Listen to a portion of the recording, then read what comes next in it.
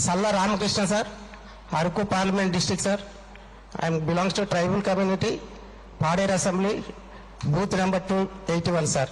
My question to you, sir.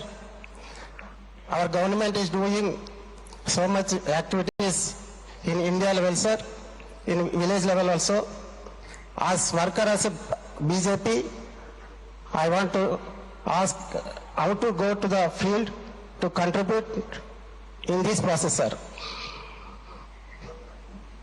बैठिए। आप काम तो कर ही रहे हैं, ज्यादा काम करने के लिए कह रहे हैं।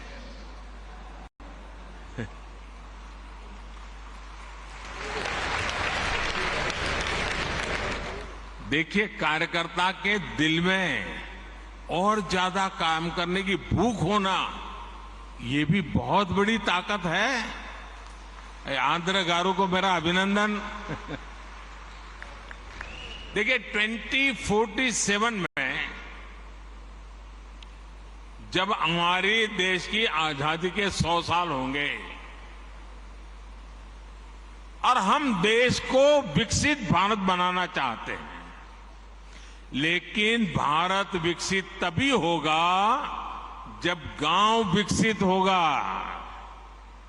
और इसलिए हर गांव का संकल्प बनना चाहिए कि 2047 के पहले हमें अपना कार्य क्षेत्र, गांव होगा, पंचायत होगी, नगर होगा, महानगर होगा, हमें उसे भी डेवलप बनाना है, समस्याओं से मुक्त करना है।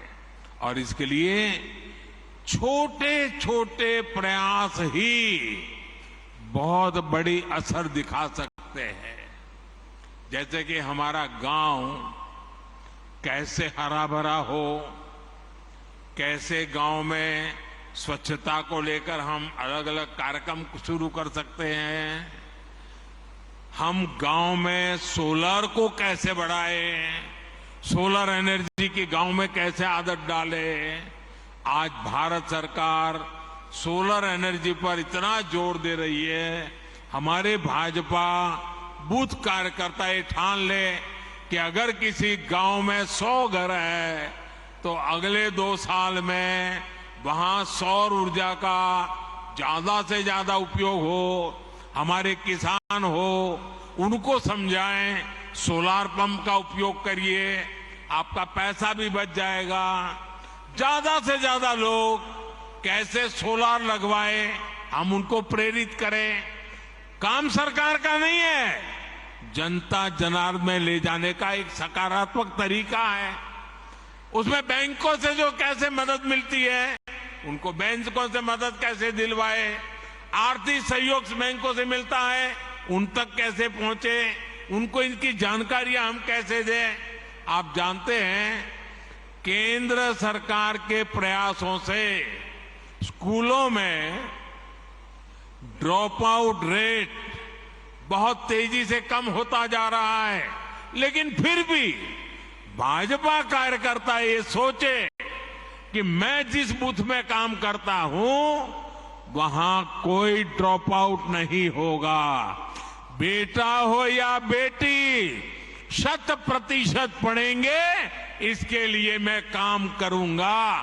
मुझे बताइए, भाजपा के कार्यकर्ताओं को काम करना चाहिए कि नहीं करना चाहिए?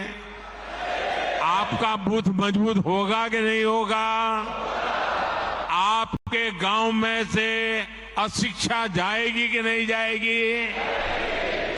कोई बच्चा अगर बीच में स्कूल छोड़ रहा है, हम उसको पहचान ले, उसको मिलने जाए, उसके माँ बाप को मिलने जाए, उसको स्कूल ले जाए, सेवा भी होगी, भाजपा का काम भी हो जाएगा। अगर उसको कोई आर्थिक परेशानी है, किताब नहीं है, लिखने के लिए नोटबुक नहीं है, आप गांव के 2 लोगों से कहेंगे, आओ भाई इन 2 बच्चों के लिए भी 2 नोट ले आइए, उनको यूनिफॉर्म नहीं है, आओ भाई 2 बच्चों के लिए यूनिफॉर्म ले आओ। आप देखिए, धीरे धीरे आप परिवर्तन ले आएंगे। अब कुछ बच्चे कुपोषित होते हैं, हम गांव के अंदर कुपोषण कैसे मिटा सकते हैं? मैंने अभी बताया मेरा मणिनगर का अनुभव। हम गांव के लोगों को ले जा सकते हैं। इतना ही नहीं, किसी को कहेंगे भाई जन्मदिन आंगनवाड़ी में मनाओ, आपके पिताजी के मृत्यु की तिथि है आंगनवाड़ी में मनाओ, आपकी शादी की सालगिरह है आंगनवाड़ी में मनाओ, घर से कुछ बना करके ले आओ, चलो इन 30-40 बच्चे होते हैं खिलाओ, कुपोषण भी जाएगा और उनको अपना जन्मदिन मनाने का आनंद भी आएगा। मैं मानता हूं कि हमने ऐसे तरीके ढूंढने चाहिए। और जितने जैसे जहां पर डेयरी का काम है वो दूध इकट्ठा कर करके पिला सकते हैं। मैं समझता हूं कि यही तरीके होते हैं जिन तरीकों से हम बहुत तेजी से आगे बढ़ सकते हैं। और मैं मानता हूं इसका आदत लोगों को भी लगेगा, ऐसा नहीं है कि नहीं लगेगा। और इसलिए मेरा आग्रह है कि हम इन बातों को ज्यादा महत्व दें। अपने गांव के अंदर इसी प्रकार के काम को, अब जैसे अंकुरित मूंग होता है, अंकुरित चना होता है, अपने घर में करें 100 ग्राम, इतना अंकुरित हो जाएगा। आपने वहां बांट दिया आंगनवाड़ी में, आंगनवाड़ी के बच्चों का कुपोषण से लड़ाई लड़ने की ताकत आएगी, पोषण बढ़ेगा। देखिए, सरकार की योजनाओं से ज्यादा समाज की शक्ति जुड़ जाती है तो निश्चित परिणाम अवश्य मिलते हैं। और हम चाहते हैं कि 2047 भारत को विकसित बनाना है, तो ऐसी हर छोटी चीजों को, हर समस्या से हमें मुक्ति लेना नहीं है। वो और मुक्ति हम लाएंगे तो हम परिणाम लाएंगे।